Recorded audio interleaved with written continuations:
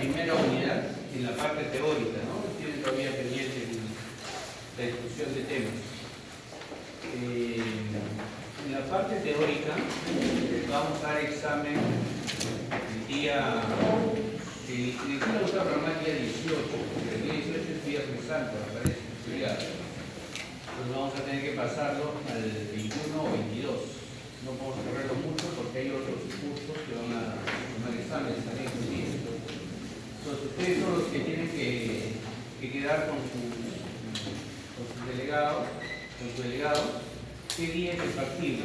Preferimos que sea o a las 7 de la mañana o a las 8 de la noche, donde ya las aulas están desocupadas, digamos, ¿no? Nos de los dos, 7 de la mañana o 8 de la noche, ¿ya? Entonces, el día 21 o 22, ¿ya? El 21 no, el 21 es fármaco. Ahí tengo que tomar el con el fármaco. Entonces, el día 22 podría ser. No, por eso, o sea, les digo, esta semana, un día tienen ustedes que ver qué día puedes, y ustedes me comunican con su delegado. ¿Ya? Una coincidencia que haya caído el 18, porque nosotros tenemos que tomar viernes, después de haber culminado la unidad. Tenemos que ver un día, ¿ya? 23, 22, 23, 26. Dependiendo también del horario de los docentes, ¿no? Bien. Entonces, 12 de la noche y ustedes me dicen la fecha, ¿ya? 21 no, puede ser 23 o 24, ya son la del primero de ustedes. Ya ustedes están, ¿ya? Porque ha sido un error de la programación del curso. Bien, entonces vamos a terminar con un tema que no está a continuación del resto de temas, que está iniciando la parte del red cardiovascular, o sistema nervioso central, que es un capítulo muy pequeño, pero que nos ayuda en lo relacionado a la introducción de lo que es la siguiente unidad de la siguiente semana, que es fisiología cardiovascular del corazón. 1 y 2 nos ayuda a finalizar el tema de lo que son neurotransmisores. Hasta ahora hemos trabajado con los neurotransmisores que se producían en las neuronas, ¿no? Se iban al botón presináptico, eran liberados y tenían un receptor y ese receptor trabajaba en la otra célula y generaba un potencial de acción y así iba corriendo el estímulo, ¿no? La contracción muscular igualmente, venía la acetilcolina, se unían a sus receptores de acetilcolina en el músculo, generaba un potencial de acción por entrada de ion de sodio, finalmente liberaba calcio y eso producía la contracción de la mioxina con la quina, ¿sí? Entonces, hasta ahí estamos bien. Y hemos visto que hay patologías, enfermedades que se van afectando, que van afectándose en esas zonas, no van afectándose en esos lugares, ¿no? Van actuando en receptores, en liberación de vesículas, en el mismo neurotransmisor, en la transmisión, en el calcio, ¿no? Entonces, hay patologías diversas, ¿sí? El sistema nervioso autónomo es una parte del sistema nervioso periférico. Tenemos un sistema nervioso central y uno periférico. En el sistema nervioso periférico, la semana pasada hemos visto músculo, que es el sistema somático, que se mueve. Y el sistema nervioso autónomo es la parte instintiva, la parte involuntaria, la parte de relajo y defensa de nuestro organismo. Es decir, el sistema nervioso autónomo va caminando de la mano del cerebro, de la médula, como ya lo han visto, en el cual nosotros podemos reaccionar instintivamente ante algún evento, ¿ya? Muchos de sus nunca se han muerto de miedo, se han muerto de miedo, ¿no?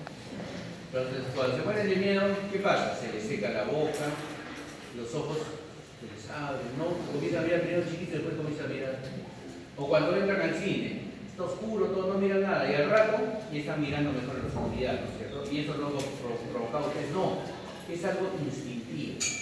¿Por qué tenemos que hablar del sistema nervioso autónomo? ¿Por qué tenemos que introducirlo desde aquí, hacerlo en cardiovascular, hacerlo en endocrino, hacerlo en farmacología y finalmente hacerlo en emergencia y todo eso? ¿Por qué? ¿Por qué es tan importante el autónomo? Porque toda la medicina de emergencia se basa en conocer el sistema nervioso autónomo. Todo. Entonces, ustedes van a conocer hoy día la primera parte, los neurotransmisores y los receptores del sistema nervioso autónomo. ¿Ya? No les voy a pedir que conozcan a profundidad el funcionamiento de cada uno de los receptores, porque todavía vamos a tener algunos capítulos en otros cursos donde vamos a tratar la profundidad. Pero sí necesito saber que se ubiquen los neurotransmisores y los receptores. Eso sí. Que cambia todo, sí cambia. Hasta la semana pasada todo era para nosotros acetilcolina, no es cierto, el principal. Bueno, acá tenemos dos neurotransmisores recontra importantes. Hoy vamos a tratar nuevamente la acetilcolina, que es la vedette de nuestro organismo, y ustedes no la conocían hasta este curso, y vamos a hablar sobre la adrenalina y noradrenalina, que seguro ya la conocen de vista. Bueno, si miran bien mi imagen más o menos, aquí vemos lo que vimos la semana pasada, el sistema nervioso somático, ¿no? El músculo, cómo venía el impulso desde nuestra percepción, lo que necesitamos hacer, venía el potencial de acción que se generaba y despolarizaba el músculo y venía la contracción o extensión del músculo. Eso ya lo hemos visto. Pero el sistema nervioso autónomo, y el sistema nervioso autónomo se divide en dos partes. En el simpático es el que nos protege de todo, el que va a reaccionar ante cualquier estímulo, y el parasimpático, el que lo usamos para descansar, para que nuestro cuerpo se tranquilice, aminore nuestras emociones. Como un ejemplo les pongo el simpático, les va a producir taquicardia. ¿Y quién lo detiene? Parasimpático. Cada uno usa un neurotransmisor diferente, comienzan juntos, pero usa un neurotransmisor diferente después y receptores diferentes. ¿Ya? El parasimpático ya nace en el cráneo y en el sacro, en la médula del sacro y en el cráneo, con los pares craneales, todavía no lo transmiten, entonces solo voy a tocar así. Y el simpático, ¿dónde nace?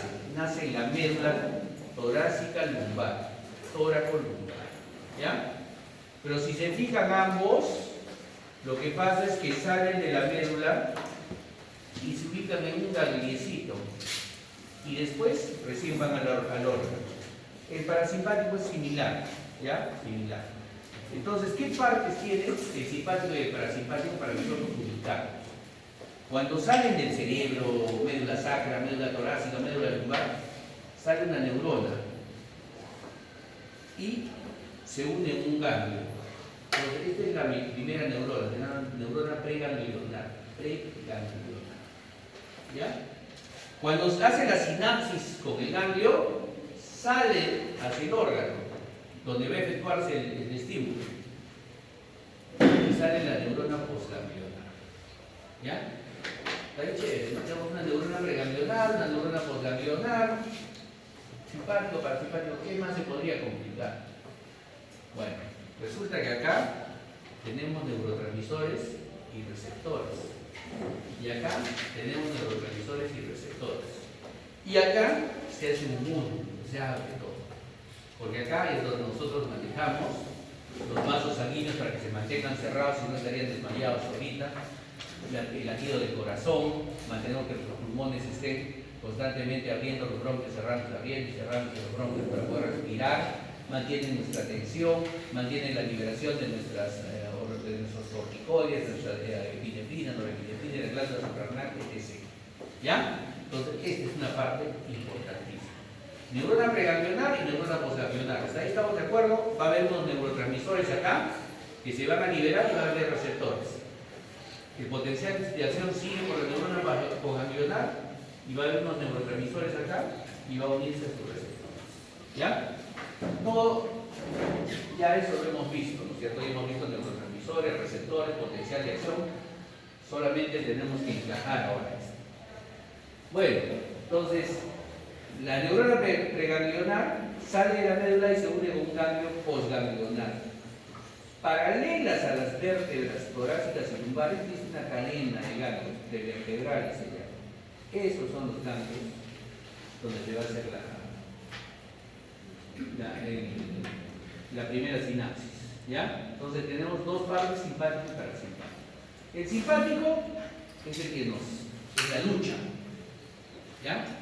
Nos hace escapar. Nunca los han querido asaltar. Algunos de ustedes, seguramente ustedes regresan a las 2 o 3 de la mañana a su casa, los chicos sobre todo, ¿no es cierto? Dejando a la enamorada en zonas oscuras, y regresan a su casa y ¿qué pasa? De pronto 2 están detrás de ustedes, ¿no? y comienzan a caminar y después comienzan a correr y ustedes no saben cómo, nunca han corrido en su vida y comienzan a correr en ese rato y nadie los alcanza, ¿no? Ese es nuestro sistema simpático, ¿ya? Gracias a él hacen cosas impensables, ¿sí? Impensables. Y el parasimpático nos da el descanso, el relajo, los órganos los tranquiliza, ¿ya? Esas son las dos funciones del simpático y parasimpático. Y todos se manejan de la misma manera, similar, una manera similar. Por ejemplo, el simpático. El simpático tiene sus ganglios prevertebrales. Entonces, aquí sale el estímulo de la médula espinal. Ustedes han sido estimulados por algún motivo en el centro, en el cerebro. El estímulo viaja por la médula y acá se encuentra con un ganglio, ¿sí? Y este ganglio hace la sinapsis y va hacia su órgano. Porque ese es producto también que examen funciones en cada órgano del sistema nervioso simpático, para que tiene que saber. Ese es el fin de esta clase. Es uno de los objetivos. Y el sistema parasimpático hace lo mismo, solo que no hay ganglios, miren, es diferente, no hay ganglios.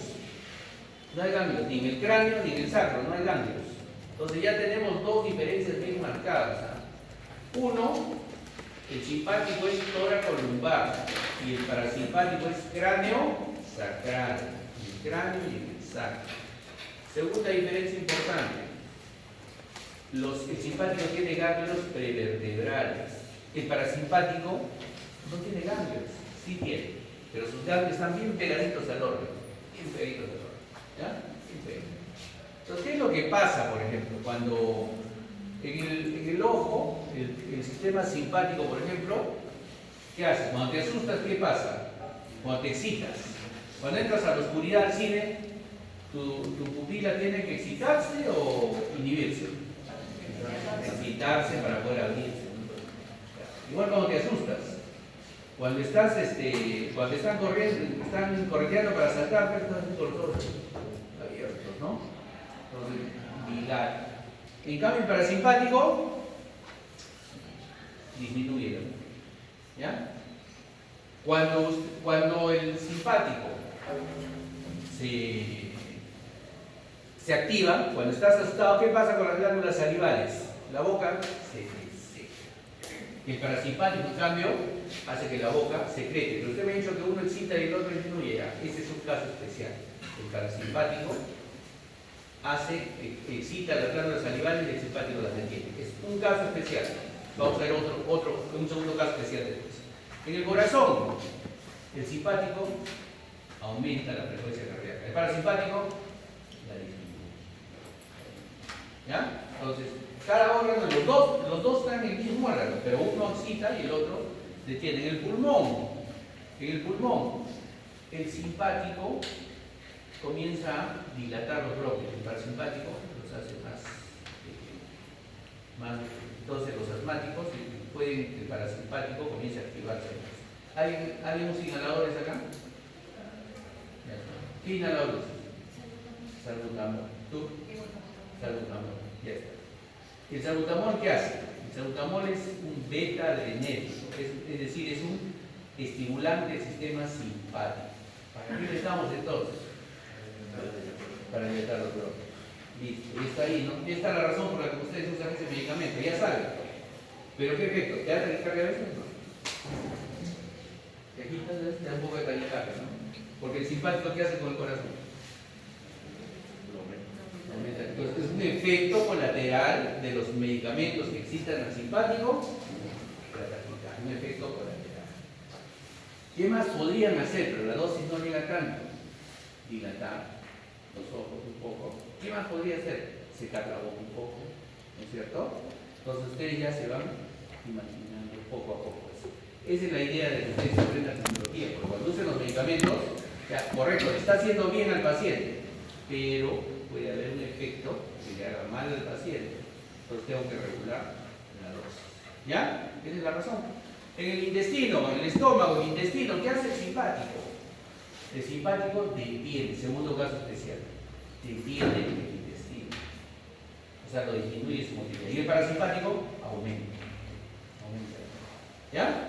Entonces, segundo caso especial. Glándulas salivales y intestino, dos casos especiales diferentes al resto del cuerpo.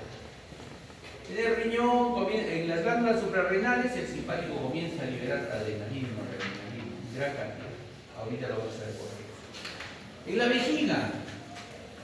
vejiga, el simpático contrae la vejiga, pero el parasimpático relaja la vejiga y el simpático la contrae, pero el simpático estimula los esfínteres, entonces hace que se cierre y no puede funcionar un momento. Entonces, ¿qué pasa cuando se asustan? Siempre cuando se asustan, se les abren los ojos, se les seca la boca, comienza la taquicardia, pueden respirar mejor y por eso comienzan a correr más, ¿no es cierto? El intestino se les detiene, no sienten ningún estímulo, nada, o sea, no se hacen nada de miedo, pero después cuando llegan a su casa y están en paz, recién comienza a funcionar el parasimpático y recién, ¿no? Y la vejiga, ¿qué pasa? No micciona, pero cuando después pasa el susto recién, ¿no es cierto? ¿Ya? Entonces, más o menos esos son los efectos a grandes rasgos. Pregunta fíjense, eso sí tiene que saber. Tiene que saber por qué. Vamos a ir a avanzar. Entonces, el simpático, como lo han visto, tiene su cadena de ganglios prevertebrales y va hacia el otro, ¿no? Por ejemplo, ¿quién más estimula el calor? Las hormonas tiroideas. Pero ¿quién produce que se mantenga el calor? El simpático. ¿Por qué? Porque el simpático tiene unos receptores en los vasitos sanguíneos y hace que los vasos sanguíneos estén cerrados, vasoconstricción le llamamos, cerrados. No se cierran, estén medio cerrados, pero eso a qué nos ayuda. Nos ayuda a que la presión arterial se mantenga y la sangre pueda circular y llegar al cerebro. Entonces, cuando secretas mucha adrenalina, que es el neurotransmisor del sistema simpático, cuando te asustas, ¿tu piel cómo está? Fría, ¿no es cierto? Fría. Tu piel está fría. ¿Por qué? Porque se cierran los vasos sanguíneos de la piel, entonces tu piel se pone fría. Esa es la razón. ¿Y se te paran los pelitos de gallina? Sí, estimula el latido de presión. ¿O no han visto ustedes al puercoespín? ¿Han visto un puercoespín? Ya está. El puercoespín cuando se asusta y quiere atacar, ¿qué pasa? Paran sus púas, ¿no? Paran su sistema simpático. En otra expresión, pero ese es el sistema simpático. Sus gatos, cuando están que se pelean los gatos, ¿cómo paran sus pelos? ¿Han visto? Eso. ¿Ya? Sistema simpático. ¿Ya? Ustedes ven la piel. Entonces, este es un sistema que tienen todas las especies. Nosotros lo expresamos para que ustedes puedan manejar sus pacientes. ¿Ya? Entonces, estamos yendo ahí. ¿Y qué pasa, por ejemplo? Estamos seguro han escuchado alguna vez, negligencia médica siempre dice. En UCI. Un paciente entra por lo que sea, pero se le baja la presión. Entonces usamos neurotransmisores del sistema simpático nosotros para cerrar los vasitos aquí. Y eso hace que se suba un poco la presión y que llegue sangre al cerebro, que es lo que tenemos que cuidar en ese tipo de pacientes. Pero ¿qué sucede? También se cierran los vasitos de todo el cuerpo. Y a veces cierran los vasitos del intestino y el intestino se mueve. Y hace una perforación del intestino. Entonces entró por una cosa, se complica con otra cosa. Se complica, no es que nosotros querramos hacerlo, ¿no es cierto? Se complica. Es un efecto colateral. ¿Pero qué dice la gente? Negligencia. Pero entonces ustedes ya entienden, estamos comprendiendo, ¿cierto? Entonces, igual el simpático no tiene ganglio con la glándula suprarrenal. La glándula suprarrenal que está encima del riñón es un gran ganglio. Entonces, ahí sí no tiene, es el único órgano que no tiene ganglio, preganglionar y posganglionar. El gran ganglio es la glándula suprarrenal y libera adrenalina y noradrenalina. Entonces, tenemos los gangliositos prevertebrales. Entonces, sale el estímulo de la médula, una neurona preganglionar, y se une al ganglio. Y entonces de ahí nace una neurona postganglionar que va a ir. Ya esto está claro. Entonces, pero ¿quiénes trabajan entonces ahora para hacer esa sinapsis? Esa sinapsis que tiene neurotransmisor y tiene receptor. ¿Quiénes trabajan? Igual, no es que la médula salga de frente y ahí esté el ganglio, a veces sube un poquito, baja un poquito, y el ganglio, usa un ganglio de 2, 3 espacios arriba, 2, 3 espacios abajo, pero eso es ocasional, ¿ya? Que no nos rompa la cabeza por eso. Entonces, las neuronas preganglionares se unen a las cadenas simpáticas o ganglios, ¿no? A los ganglios. Y como se unen a los ganglios, nace la neurona postganglionar. Entonces, ahí tenemos. ¿Y cuál es el neurotransmisor del sistema nervioso simpático? La noradrenalina. Pero no siempre. Entonces acá ya viene la complicación. Esta es la parte más compleja, si queremos, de la clase. Acá viene la complicación. Sistema simpático y parasimpático. Ambos. Acá las neuronas preganglionares por regular están iguales. No es así, esto solo es un esquema. ¿Ya? ¿Qué es lo que sucede entonces? Cuando nace el estímulo del sistema nervioso simpático y del sistema nervioso parasimpático, entonces nace el estímulo, este es cráneo sacral y este es toracolumbar, ¿sí? Entonces, nace el estímulo, por cualquier motivo, me asusté o estoy en situación de relajo, todo, nace el estímulo. Esta neurona libera el conocido neurotransmisor acetilcolina. ¿Ya? Y entonces acá tenemos receptores. Y estos receptores son de acetilcolina. Pero ¿se acuerdan que vimos en un esquema que había dos receptores de acetilcolina diferentes? ¿Se acuerdan? Sí, ¿no es cierto? Les dije que lo íbamos a ver más adelante. Bueno, este es uno de esos tipos. Se llama, le hemos puesto receptor nicotínico porque se estimula por la nicotina. Receptor nicotínico. Es decir, los dos, simpático y parasimpático. Liberas el neurotransmisor y tienes tu receptor nicotínico. ¿Ya? Tienes tu receptor nicotínico. ¿Quién viene? Acetilcolina. ¿Y qué hace? Entra sodio. ¿Ya? ¿Y qué pasa cuando entra sodio? Potencial de acción en la neurona postganglionar.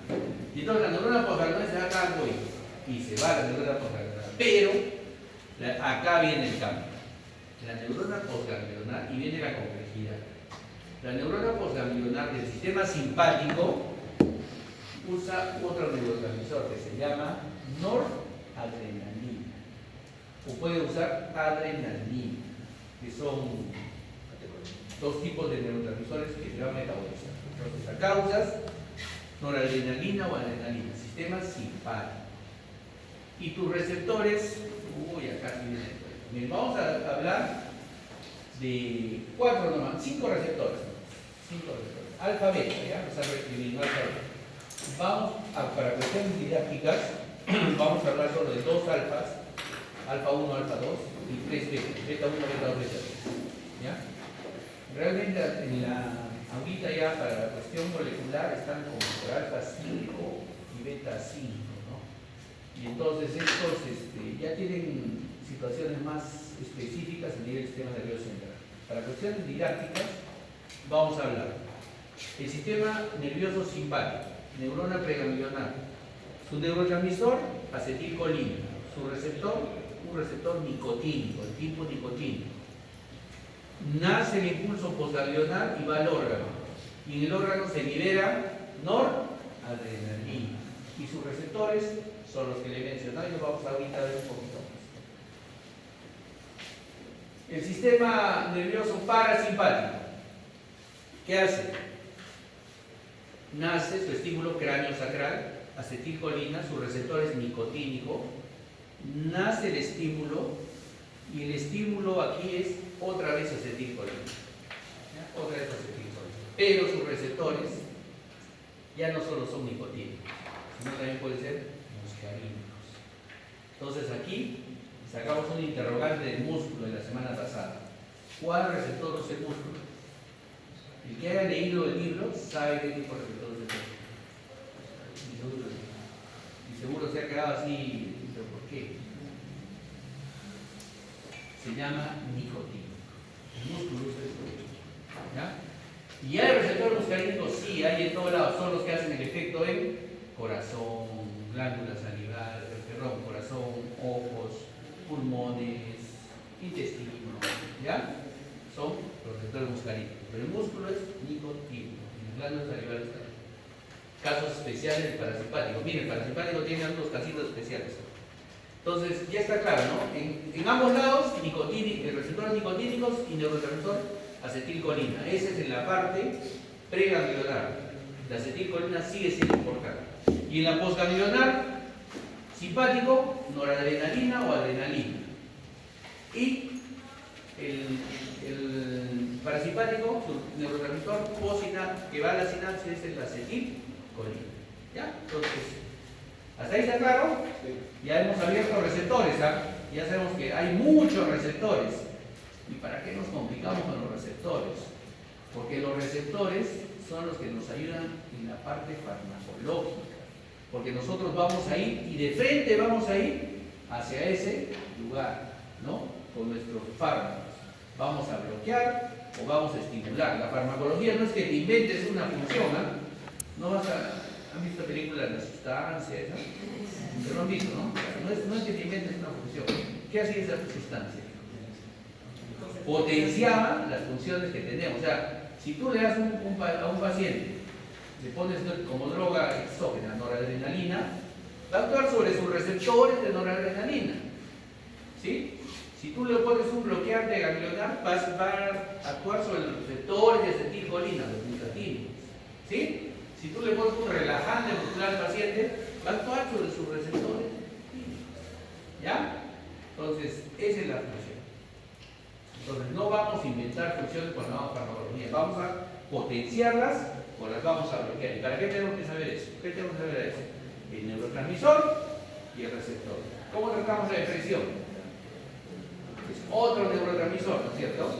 Que es la serotonina. Entonces, tienes que bloquear el efecto de la serotonina o estimular el receptor de serotonina para que capte más, o bloquear o estimular la producción de serotonina. Entonces, y vamos viendo así. Entonces, cada patología es así. Entonces, ahora sí ya saben cómo es el médico, ¿no? Entonces, tienes que abrir un montón de cosas. ¿Ya? Pero esto es lo básico. Esto es lo básico. Ustedes conocen el manejo de cada neurotransmisor y cada receptor, van a saber lo que les dije hace un rato. Qué efectos son buenos y qué efectos no son buenos para el paciente. Y si tú le das un tratamiento al paciente, tienes que decirle, pero puede ocasionarle esto y esto, o va a tener esta molestia. Es un médico sincero, entonces hace que su paciente esté satisfecho. Porque va a tomar su pastilla una señora y va a decir, siempre el doctor dijo que me podía marear. Sí me mareó. Entonces no va a ir a emergencia a 4 de la mañana al hospital y decir, ese doctor no sabe nada, ¿no? Ya, entonces, nuevamente lo mismo, pero acá sí el esquema es más real. ¿Qué les decía? El sistema simpático tiene su neurona, su ganglio pegadito a la médula, ¿no? Y el sistema parasimpático lo tiene pegadito al órgano. ¿Para qué sirve esto? Esto sirve porque el simpático, cuando se estimula, cuando se asusta, el efecto es masivo. No se te sube la presión, tienes taquicardia, se te seca la boca, se te abren los ojos. En cambio, el parasimpático, cuando se excita, está cerquita al órgano efector. Entonces, su efecto es más sutil, más disimulado, no es tan masivo. ¿Ya? Entonces, otra diferencia entre el simpático y el parasimpático. El tipo de efecto. Y entonces nuevamente vamos hacia el simpático. Ahora sí ya sabemos con uso de razón cómo es el estímulo, la cadena prevertebral, el efecto en cada uno de los órganos, que es lo que es muy... Es la pregunta del examen, ¿no? Y entonces así se trabaja más o menos con los receptores. ¿Qué receptores vamos a usar?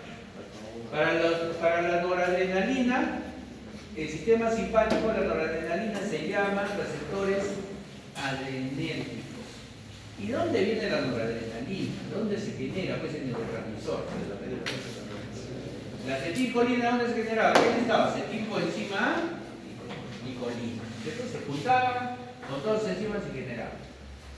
La adrenalina, ¿dónde viene? Viene un aminoácido que se llama tirosina, es decir, tienen que comer, tienen que producir tirosina. ¿Sí? Entonces esta tirosina, acá tenemos esta tirosina va comenzando a producirse por descarboxilación, produce dopa y produce dopamina. La dopamina nosotros la usamos como neurotransmisor exógeno. Es decir, hay un paciente crítico que se le baja mucho la presión en el UCI, está séptico, ya no podemos manejar dopamina. Entonces se le sube la presión. ¿Por qué? Porque esa dopamina cuando entra en nuestro cuerpo va a comenzar a producirse noradrenalina y después adrenalina. ¿Ya? ¿Qué más usamos? Noradrenalina. Noradrenalina que más usamos en este momento en el mundo entero, ¿no? Noradrenalina. Difusión endovenosa y adrenalina. ¿Has escuchado de la adrenalina? La adrenalina es la droga madre de los paros cardíacos. ¿Por qué? Porque estimula el corazón y sube la presión. ¿Cierto? Es la droga madre. Entonces, desde dopamina, noradrenalina y adrenalina, ¿ya? Está bien. Pero hay por ejemplo, acá necesitamos la feniletolamina para producir noradrenalina, adrenalina. Y cuando hay un defecto acá, ya no producimos adrenalina. Y la adrenalina nos ayuda al desarrollo del cerebro. ¿Ya? Entonces, cuando no producimos esa enzima genéticamente, los niños comienzan a quedarse chiquitos y el cerebro no funciona. Y entonces tenemos un tipo de enanismo cretinismo, ¿ya? Cuando hay un defecto de esta enzima.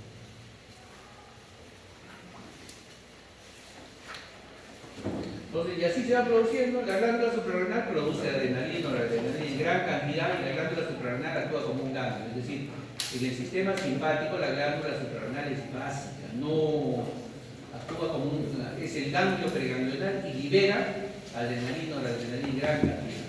Y entonces lo que hace es estimular a los vasos sanguíneos, al corazón, toda la glándula suprarrenal para producir vasoconstricción, mejorar la presión arterial. Hay tumores que se afectan, como el feocromocitoma, que se afecta en la glándula suprarrenal y producen mucha más cantidad de adrenalina o noradrenalina. ¿Cuál es el efecto del paciente? Pacientes jovencitos con hipertensión arterial, taquicardias, etiología de ¿no? Entonces, ¿cuál es el tratamiento? Hay que sacarle la glándula suprarrenal. Entonces, poco a poco, ¿ven? Como digo, cada cosa va teniendo su... ¿Y qué receptores? Entonces tiene los receptores adrenérgicos, los que tienen que ver con la adrenalina, receptores adrenérgicos. Vamos a tratar solo 5, como les decía, solo 5. Y vamos a decirles los lugares más llamativos de su efecto. ¿Ya? Más llamativos de su efecto. Por ejemplo, los alfa 1 están en los vasos sanguíneos. ¿Ya? Están en los vasos sanguíneos. Entonces, ¿qué pasa con los alfa 1? Los alfa 1 cierran los vasos sanguíneos y nos producen el aumento de la presión arterial. Los alfa 2 son más complejos, a ver si me lo comprendo. Los alfa 2 los tenemos, por ejemplo, en el cerebro, en el sistema cardiovascular, ¿no? Pero más en el sistema nervioso central. Y entonces son presinápticos y posinápticos. Es decir, cuando tú tienes mucha adrenalina, noradrenalina, van y se pegan al presináptico, se pegan a la neurona que los está produciendo. ¿Para qué? Para disminuir su producción. Nos regulan la producción. ¿Ya? Entonces, como la adrenalina y noradrenalina nos excitan, nuestro cerebro también se excita, pues, ¿no? Cuando usamos los alfa 2, bajamos la presión y también al paciente lo sedamos. Entonces, los alfa 2 que son presinápticos, los usamos como sedantes. Ya los son. Y son presinápticos, regulan la liberación de adrenalina, de esa manera. Regulan la liberación. Son presinápticos los alfa 2. Los alfa 1 sí son posinápticos y excitan sobre todo los vasos sanguíneos para que haya vascularidad. Los beta 1. Los beta 1 generalmente están en el corazón. ¿Ya? Están en el corazón. ¿Y qué es lo que producen? Aumento de la frecuencia cardíaca, aumento de la fuerza de contracción del corazón. ¿Ya? Beta 1. Los beta 2 están generando los pulmones, lo que decía. Entonces, hoy día las señoritas que tienen asma, que usan adrenalol, van a ir y van a leer qué es el salbutamol. Y es un beta 2 adrenérgico, es decir, estimula a los receptores beta 2. ¿Y qué hacen los receptores beta 2? Entonces, por eso se produce un poco de taquicardia, no tanto el salbutamol, porque el salbutamol es beta 2 y el corazón es beta 1. Entonces tiene un efecto, pero no es un efecto. ¿Ya? Entonces, eso es lo importante. Los beta 3 están en el tejido graso. Y cuando hay un estrés extremo, comienza a hacer lipólisis, comienza a liberar cuerpos cetónicos. Entonces, cuando estás estresado, ¿no comienza a bajarse peso así? ¿No? ¿Ya? Entonces tenemos alfa 1, alfa 2, presináptico, beta 1, beta 2, beta 3, todos posinápticos. El único presináptico es el alfa 2. ¿Y qué hace el alfa 2? Regula la liberación del neurotransmisor, la detiene cuando hay un exceso. ¿Ya? Entonces, lo usamos, sí, tenemos medicamentos todos para sedar a los pacientes, pero generalmente se usa en cuidados no normal.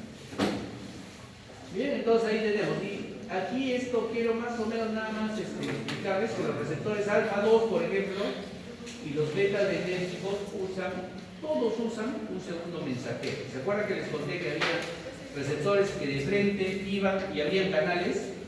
Ya está. Estos no.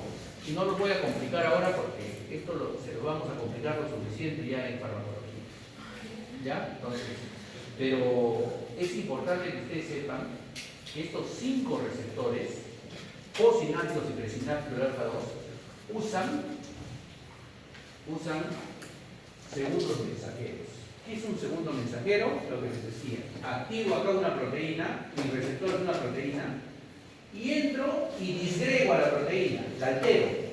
Y esa proteína aquí adentro va a generar un segundo mensajero. Calcio, diacilglicerol, inositol 3-fosfato, ¿no? Entonces va a generar un segundo mensajero. Y ese segundo mensajero es el que abre o cierra canales. Saca potasio, entra, mete sodio, saca calcio, mete magnesio, ¿no? Es el neurotransmisor básico. ¿Ya? Entonces, estos receptores todos son con segundo, ¿ven? Que utilizan a la proteína G. La proteína G es el receptor.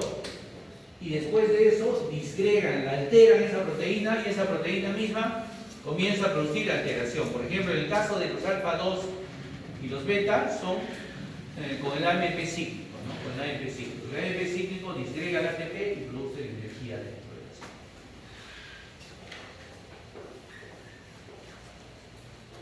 Este es, por ejemplo, el receptor alfa 1, que es en los vasos sanguíneos. Un poco más sencillo, ¿no? Su segundo mensajero, el diacilglicerol y la creatinfosfoquinasa, ¿no? Activan el calcio dentro de la célula y producen el efecto. Entonces, ¿y cómo lo producirían el efecto? A ver, si ya vamos con el segundo mensajero calcio. Alfa 1. ¿Dónde estaban los alfa 1? Principalmente vasos sanguíneos. ¿Cuál es su función?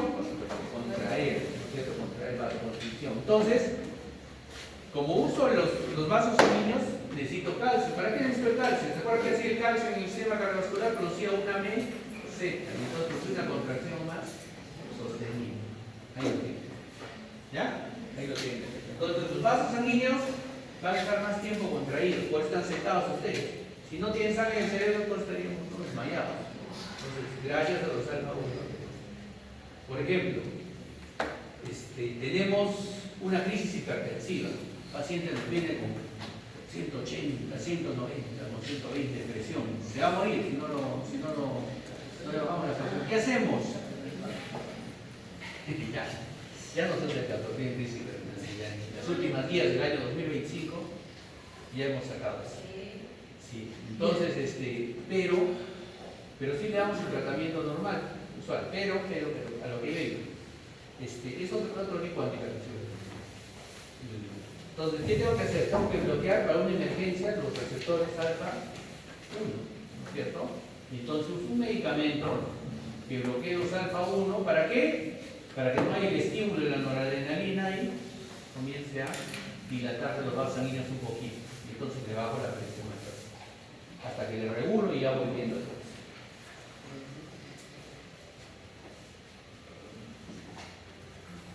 ¿Qué usaba Maradona?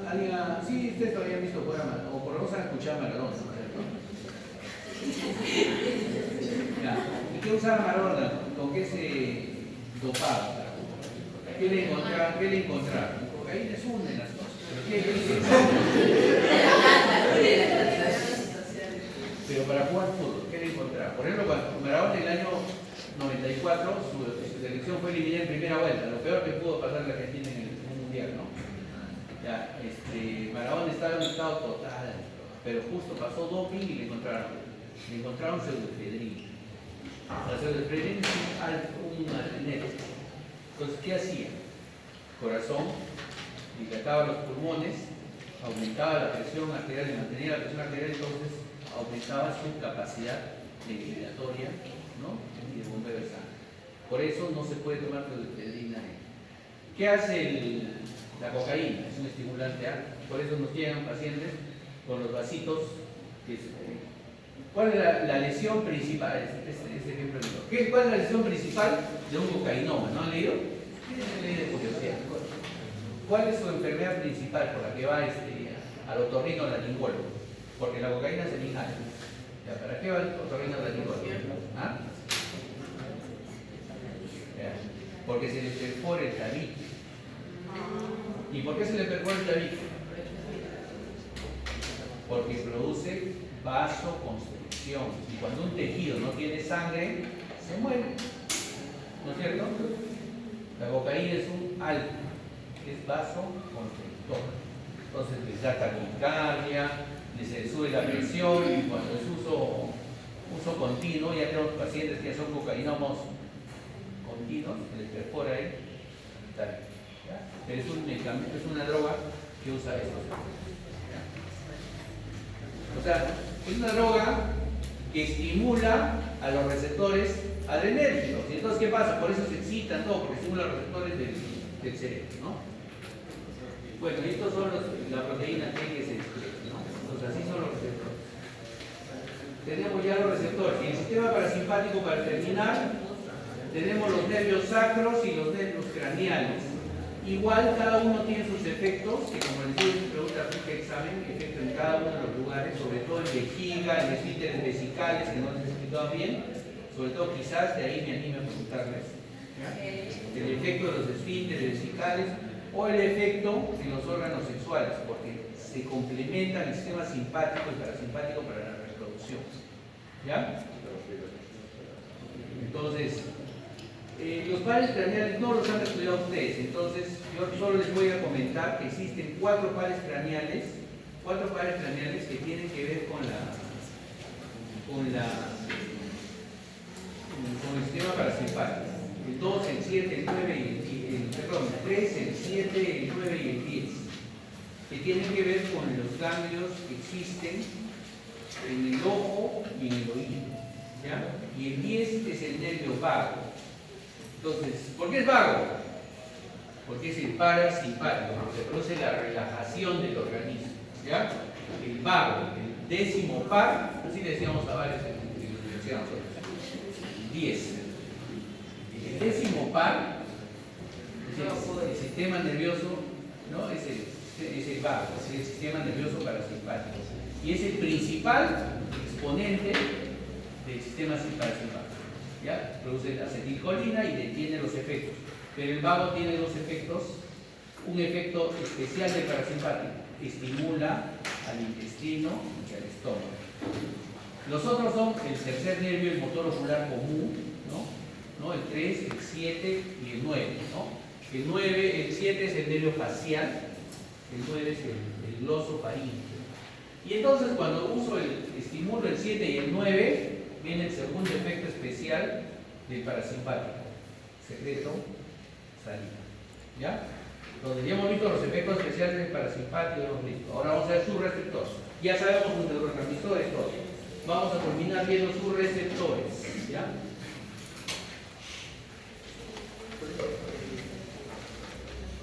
Y la parte sacra, la parte sacra. Y la parte sacra, desde la segunda hasta la cuarta vértebra sacra, también es transversal. ¿Y este qué estimula? Este ayuda al vago en los últimos dos tercios y últimos del colon, ¿ya? Y estimula a la vejiga y a los órganos sexuales, la parte sacra, ¿ya? Parasimpática. Entonces, ya les he dicho, más o menos de dónde podría preguntar, pero es una posibilidad.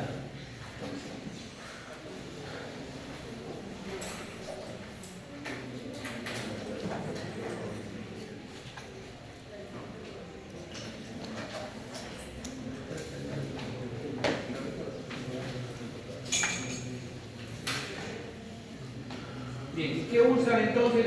¿Qué usa el parasimpático? Usa la acetilcolina.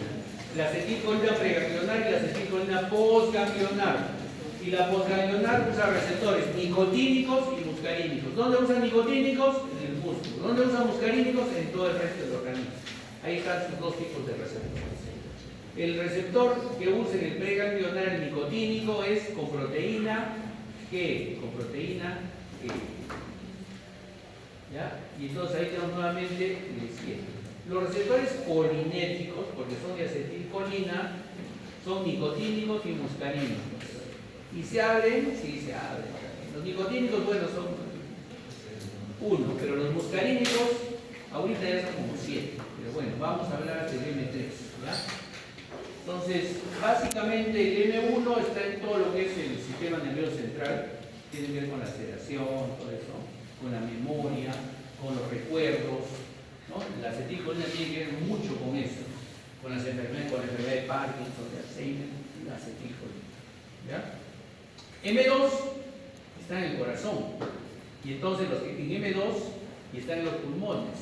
Y el M2 son los que compiten con los receptores beta 1 y beta 2, ¿no? Porque les decía, uno abre, el otro cierra los bronquios. Uno estimula el corazón, el otro lo detiene el corazón. Entonces estamos en competencia, ¿ya? Es una competencia. Si tú tienes taquicardia, estás estimulando tu beta 1, ¿no? Estás ahí con taquicardia. ¿Quién es el único que lo puede tener? Tu taquicardia.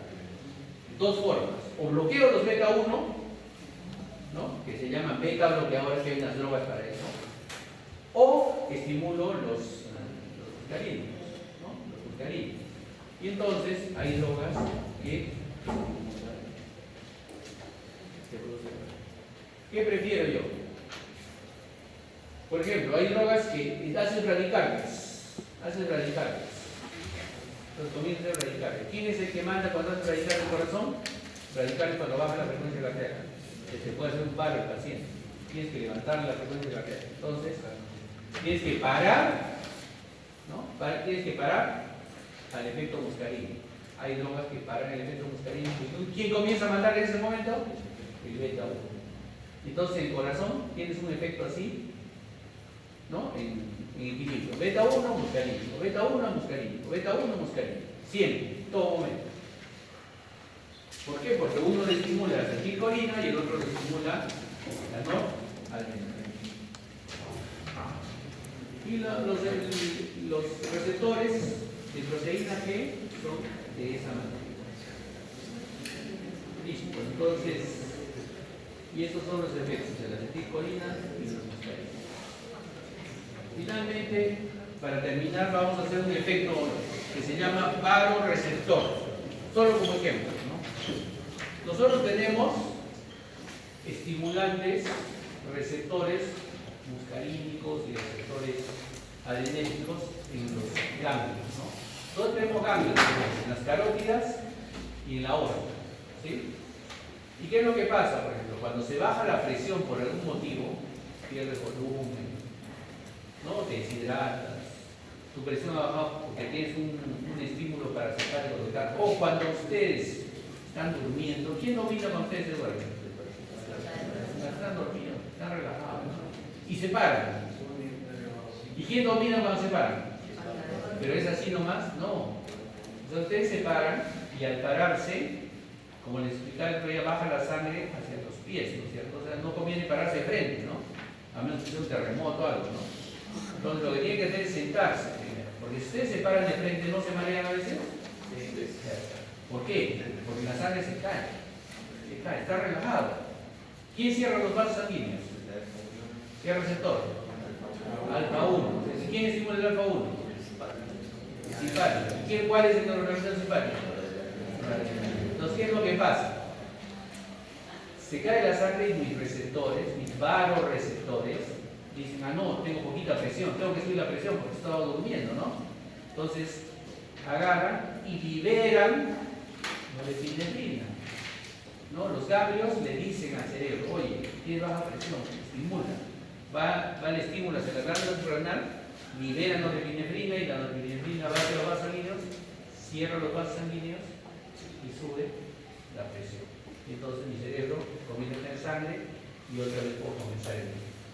¿Ya? Entonces ese es el efecto. Entonces hemos visto sistemas simpáticos, sistemas parasimpáticos, sus receptores, sus neurotransmisores. ¿Qué cambia? En relación a la acetilcolina casi nada. La idea es que ustedes conozcan que existen otros neurotransmisores, otros receptores.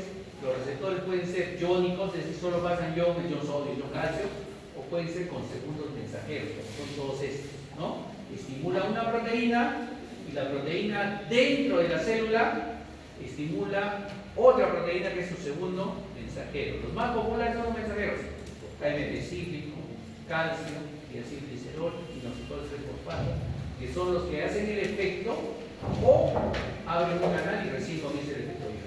¿Ya? Entonces, eso es lo importante de esta clase. ¿Preguntas, dudas? Ya, entonces, yo espero que le digan al delegado y el delegado ya me comunica qué día es el examen. ¿Ya? Pero con ustedes, con ustedes.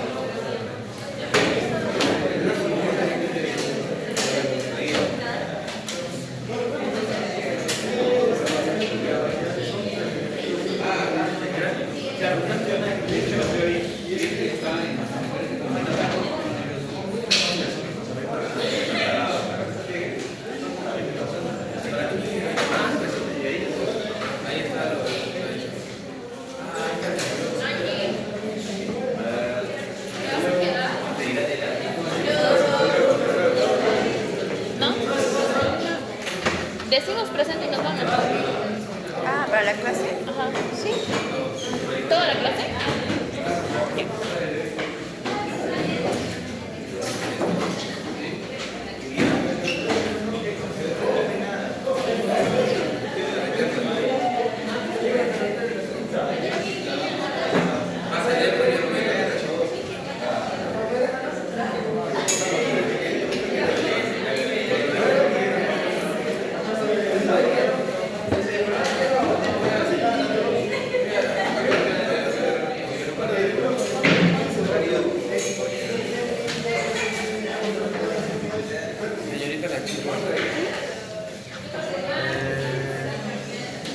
estás viendo tu resumen?